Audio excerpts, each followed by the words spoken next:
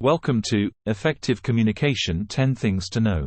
Join us as we explore the crucial aspects of effective communication and how it can transform your personal and professional life. Please subscribe if you like this video. Number 1. Understanding your audience. Begin by emphasizing the importance of knowing your audience. Tailor your language, tone, and message to their level of understanding and interest. For example, technical jargon may be appropriate for specialists but not for a general audience. Reflect on cultural nuances and values that might affect how your message is received. Use analogies and stories to connect with your audience on a personal level.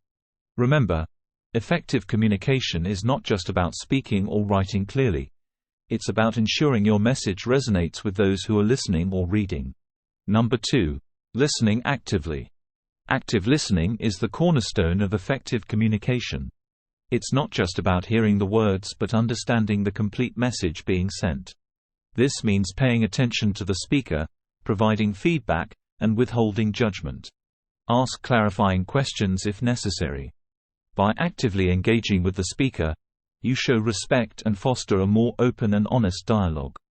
Active listening also helps you to understand the emotions and intentions behind the words, which can significantly improve your interactions.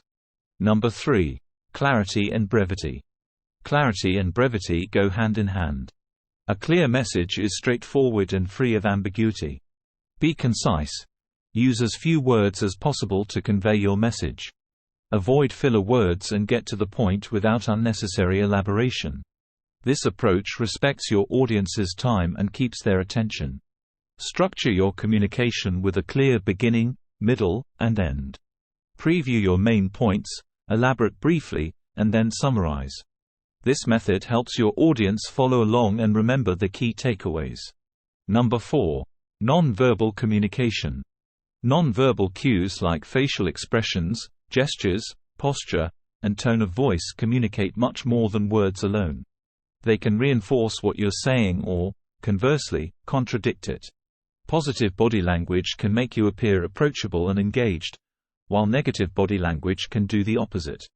Be mindful of your non-verbal signals and ensure they match your verbal message. For instance, crossing your arms may seem defensive, but open gestures suggest openness and honesty. Similarly, eye contact can demonstrate confidence and interest in the interaction. Number 5. Emotional intelligence. Emotional intelligence is the ability to perceive, control, and evaluate emotions, both your own and those of others. In communication, it's about being aware of the emotional context of the conversation and responding appropriately. Recognize your emotional triggers and manage them to avoid knee-jerk reactions. Show empathy by acknowledging the feelings of others, which helps build rapport and trust. A high level of emotional intelligence can prevent misunderstandings and conflict, making your communication more effective. Number 6. Feedback. Feedback is a critical component of effective communication. It's a two-way street that involves giving and receiving. Constructive feedback helps others improve and grow, while receiving feedback can do the same for you. Frame your feedback clearly and positively, focusing on behavior rather than personality. When receiving feedback, listen openly without becoming defensive. Use it as an opportunity to understand different perspectives and to learn. Regular feedback can cultivate a culture of continuous improvement and open dialogue. Number 7. Adjusting your communication style. Flexibility in your communication style is key to connecting with different people in various contexts. Adapt your style according to the situation and the individual's communication preference. Some people prefer direct and brief interactions, while others value detailed and thoughtful exchanges. Be aware of cultural differences in communication styles, too. Some cultures value directness, while others may find it rude. Adjusting your style doesn't mean being inauthentic. It means being considerate of the most effective way to communicate with your audience. Number 8. The power of pause. Pausing can be a powerful tool in communication. It allows you to collect your thoughts and gives others time to digest what you've said. A well-timed pause can also emphasize a point, allowing it to resonate more deeply with the audience. In conversations, Pauses can show that you're considering your words carefully, which can increase the weight of your message. However, be mindful not to overuse pauses, as they can disrupt the flow of communication. Number 9. Using technology wisely. With the prevalence of digital communication, understanding how to use technology effectively is more important than ever. Choose the right medium for your message. Sometimes an email is appropriate, other times a phone call or video chat is better.